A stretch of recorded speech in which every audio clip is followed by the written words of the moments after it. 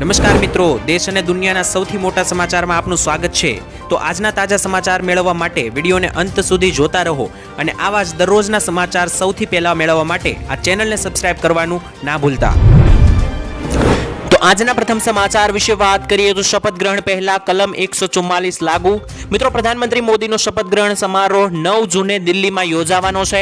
આવી પરિસ્થિતિમાં મિત્રો દિલ્હીને 9 જૂન અને 10 જૂન માટે નો ફ્લાય ઝોન જાહેર કરવામાં આવ્યું છે, એટલે કે દિલ્હી ઉપરથી કોઈ પણ વસ્તુઓને ઉડાડવામાં નહીં આવે વિમાન જેવી।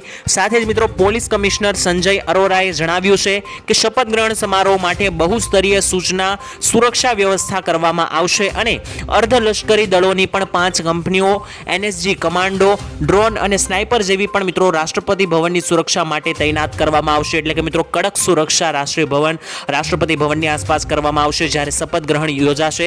સાથે જ મિત્રો નરેન્દ્ર મોદી ત્રીજી વાર વડાપ્રધાન પદનું શપથ ગ્રહણ જ્યારે કરશે 7 વાગે 9 તારીખે સાંજે 7 વાગે, ત્યારે મિત્રો આ કડક સુરક્ષાઓ લાગુ કરવામાં આવશે, જેમાં કમાન્ડો, ડ્રોન, સ્નાઇપર જેવી બંદૂકો જેનો મિત્રો વગેરેનો સુરક્ષા માટે સમાવેશ કરવામાં આવ્યો છે। અને તારીખ 9 અને 10 માટે દિલ્હીને મિત્રો નો ફ્લાય ઝોન પણ જાહેર કરવામાં આવ્યું છે, એટલે કે દિલ્હી ઉપરથી ડ્રોન જેવી વસ્તુઓ પણ ઉડાડી નહીં શકાય। ત્યારબાદ જોઈએ તો મિત્રો આગામી 24 કલાક માટે ભારે વરસાદની આગાહી। મિત્રો તમને જણાવી દઈએ કે ગઈકાલે ઘણા બધા વિસ્તારોની અંદર ગુજરાતમાં વરસાદ જોવા મળ્યો, જેમાં વલસાડ લાગુ વિસ્તારો, સાથે જ મિત્રો સુરત લાગુ વિસ્તારો, સૌરાષ્ટ્રના સુરેન્દ્રનગર જિલ્લાના છેવાડાના વિસ્તારોમાં પણ વરસાદ નોંધાયો હતો। મળતી માહિતી મુજબ મિત્રો જિલ્લાના કપરડા તાલુકો, ગિરનારના આસપાસના વિસ્તારો, સુથારપાડા ગામ, વડોલી સહિતના અનેક વિસ્તારો મિત્રો જે સૌરાષ્ટ્રમાં આવેલા છે ત્યાં પણ ગઈકાલે વાતાવરણ પલટાયું અને વરસાદ જોવા મળ્યો। કહી શકાય કે મિત્રો હવે થોડી ચોમાસાની શરૂઆત પણ થતી જોવા મળી રહી છે। વરસાદ થતા મિત્રો લોકોએ અસહ્ય ઉકળાટ અને ગરમીથી રાહતનો શ્વાસ લીધો। સાથે જ મિત્રો હવામાન વિભાગની હજુ એવી આગાહી છે કે તારીખ 8, 9, 10 અને 11 જૂન આસપાસ ગુજરાતના અનેક જિલ્લાઓની અંદર વરસાદ પડવાનો છે।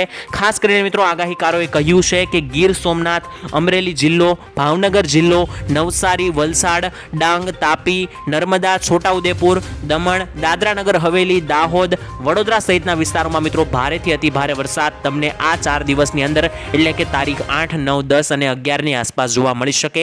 સાથે જ મિત્રો ચોમાસું પણ હવે મહારાષ્ટ્રના ઉપરના વિસ્તારોમાં પહોંચી ચૂક્યું છે, તો કહી શકાય કે ચોમાસું પણ હવે તમને 2 થી 3 દિવસની અંદર ગુજરાતમાં આગમન કરતું જોવા મળી શકે છે।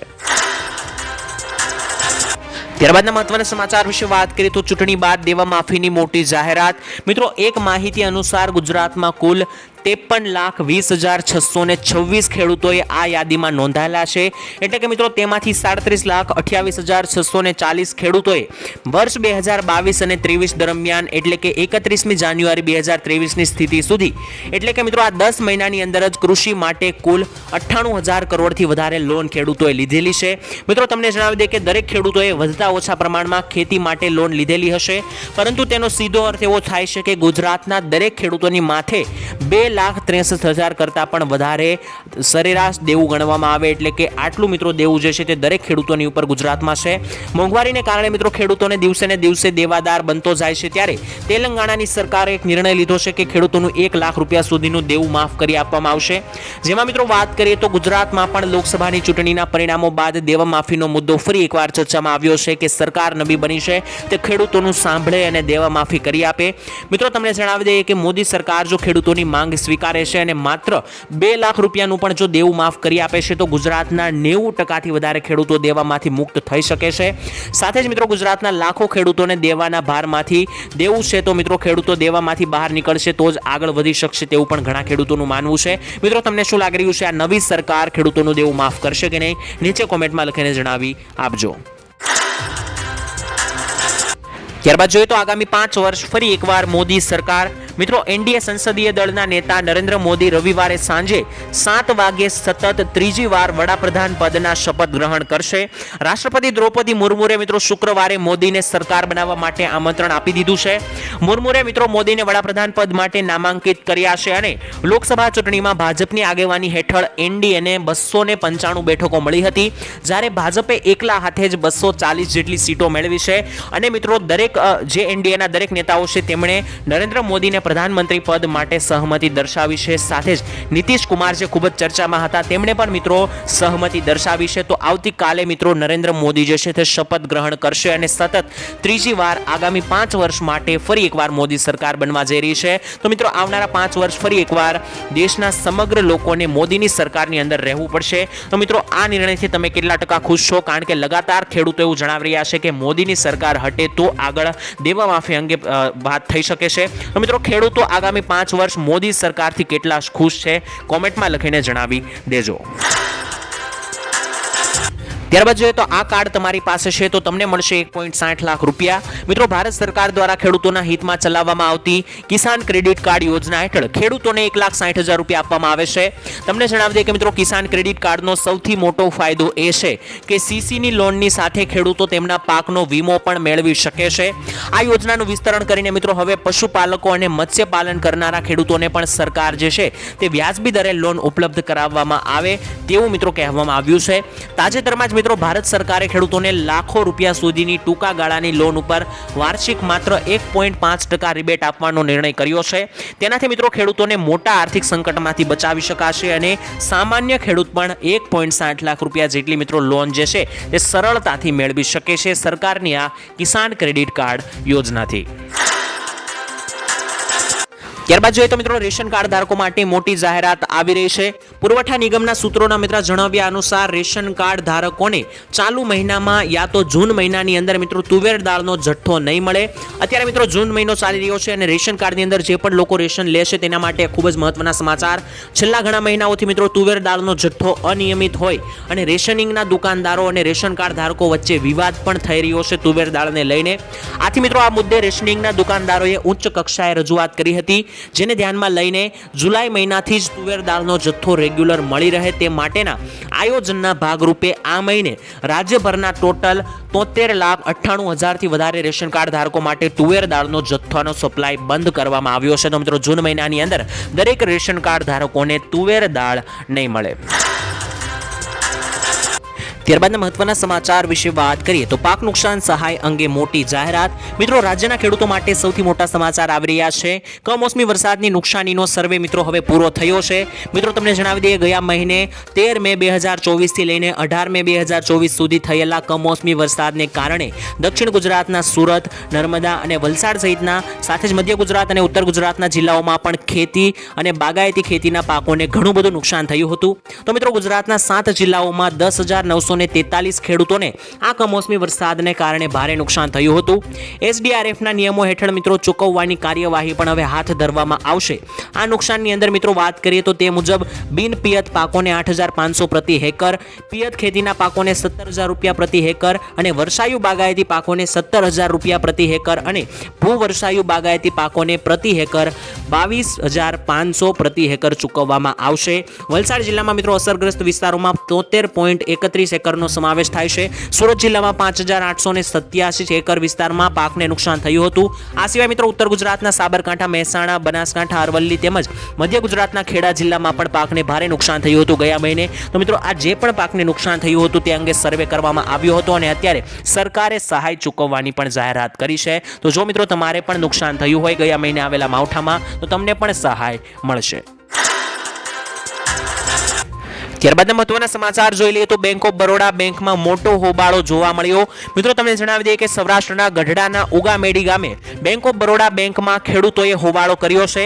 6 મહિનાથી મિત્રો ધિરાણ આપવામાં ન આવતા ખેડૂતોએ મોટો હોબાળો કર્યો. જો કે મિત્રો ખેડૂતોએ 7 દિવસમાં ધિરાણ નહીં અપાય તો આંદોલનની ચીમકી પણ ઉચ્ચારી છે. બેંક ઓફ બરોડા બેંકમાં મિત્રો આશરે 500 થી વધારે ખેડૂત ખાતેદારો છે અને બેંકના સ્ટાફ દ્વારા ગેરવર્તન કરાવવાનો એક આરોપ ખેડૂતોએ કર્યો છે. જે અંગે મિત્રો બ્રાન્ચ મેનેજરે પણ કઈ જવાબ આપવાનો ઇનકાર કર્યો છે. તમને જણાવી દઈએ મિત્રો બેંક ઓફ બરોડા લગાતાર ચર્ચામાં હોય છે કારણ કે તેનો સ્ટાફ જે છે તે મિત્રો ખૂબ જ ખરાબ વર્તન ધરાવે છે. અહીં મિત્રો ફરી એકવાર એવી ઘટના જોવા મળી છે. ગઢડાના ઉગામેડી ગામે ખેડૂતોએ જે છે તે મિત્રો વિરોધ નોંધાવ્યો છે અને 7 દિવસમાં જો ખેડૂતોનું આ કામ પૂરું નહીં થાય તો ખેડૂતો બેંકની ખિલાફ આંદોલનની ચીમકી પણ ઉચ્ચારી રહ્યા છે. મિત્રો તમારું બેંક ઓફ બરોડામાં ખાતું છે કે નહીં નીચે જણાવી આપજો કોમેન્ટમાં, અને ખાતું છે તો બેંક ઓફ બરોડાની અંદર તમને કેવો વ્યવહાર મળી રહ્યો છે તે પણ નીચે કોમેન્ટમાં લખીને જણાવી આપજો. ત્યારબાદના મહત્વના સમાચાર વિશે વાત કરીએ તો વાવાઝોડાને લઈને મોટા સમાચાર, આંધી તોફાનની ભયંકર આગાહી. મિત્રો અરબી સમુદ્રમાં હવાનું દબાણ અત્યારે સર્જાયું છે, તેને લઈને દક્ષિણ મહારાષ્ટ્ર અને મુંબઈ સુધી સક્રિય રહ્યું છે વાતાવરણ. તેમજ મિત્રો રોહિણી નક્ષત્રની પ્રી મોન્સૂન એક્ટિવિટી પણ શરૂ થઈ ગઈ છે ગુજરાતમાં, તેને લઈને મિત્રો આગામી 2 થી 3 દિવસ ભારે વરસાદની આગાહી.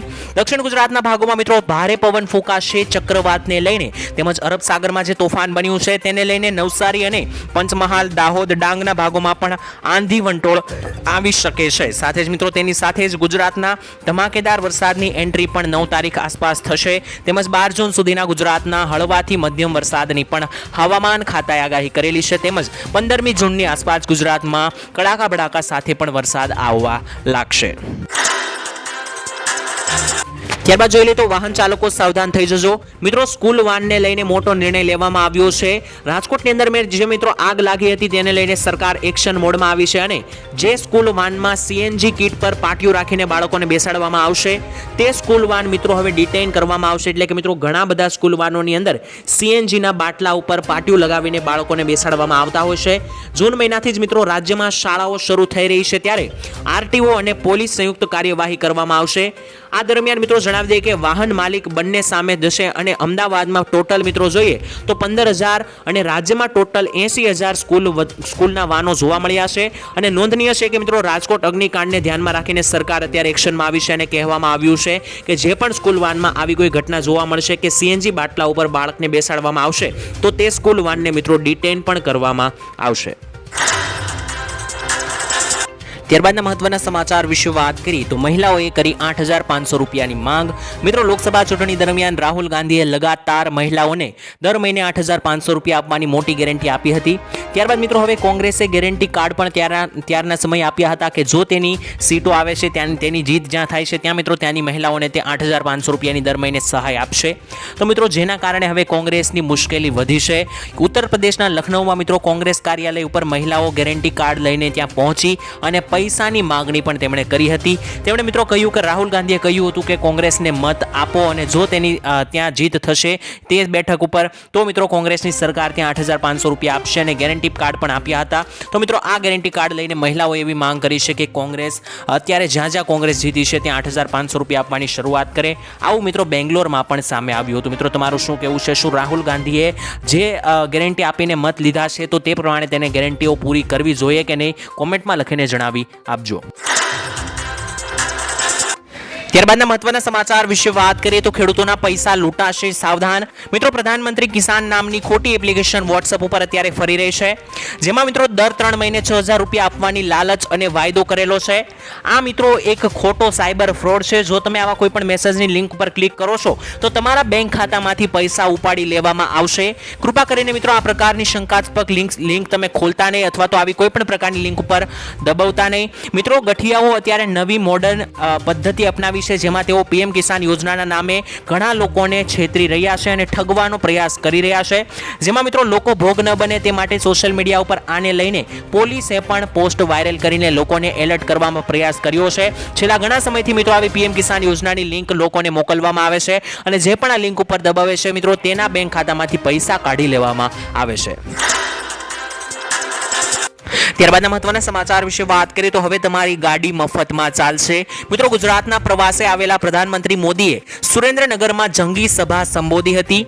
આ સભામાં મિત્રો તેમણે ફ્રી 300 યુનિટ મફત વીજળી અને સોલાર વીજળી વિશે સમજાવતા લોકોને કહ્યું કે મેં આના પછીનો તૈયાર પ્લાન રાખેલો છે. જો તેઓ ચૂંટણી જીતે છે અને ફરીથી વડાપ્રધાન બને છે તો તેઓએ મિત્રો કહ્યું કે મારે તમારા વાહન ફ્રીમાં ચલાવી શકો તેવી રીતની તેમની પાસે પ્લાન છે. એટલે કે મિત્રો નરેન્દ્ર મોદી અગાઉ જણાવ્યું હતું કે જો તેની સરકાર ત્રીજી વખત જીતે છે તો તેની પાસે એવા પ્લાન છે કે તે મફતમાં ગાડી ચલાવી શકશો, તમે પેટ્રોલ ડીઝલની જરૂર નહીં પડે, સાથે જ મફત વીજળી આપવાને લઈને પણ મિત્રો તેમણે જણાવ્યું હતું. તો હવે મિત્રો એનડીએની સરકાર બની રહી છે અને મોદી ત્રીજી વાર પ્રધાનમંત્રી બનવા જઈ રહ્યા છે. તો હવે મિત્રો જોવાનું એ રહ્યું કે નરેન્દ્ર મોદી આ વાત બોલી છે તે સાચી સાબિત કરે છે કે નહીં.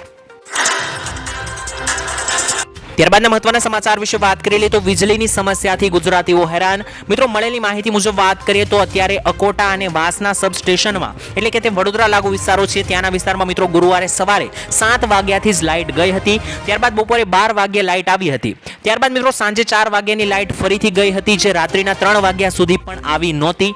આ મામલે મિત્રો પૂછપરછ કરતા સબસ્ટેશનના અધિકારીઓએ જણાવ્યું હતું કે સવારે લાઇટ આવશે. જે બાદ લોકો સબસ્ટેશનમાં પહોંચ્યા તો વીજ કર્મીઓએ ટોર્ચના સહારે ત્યાં ચા પીતા હતા.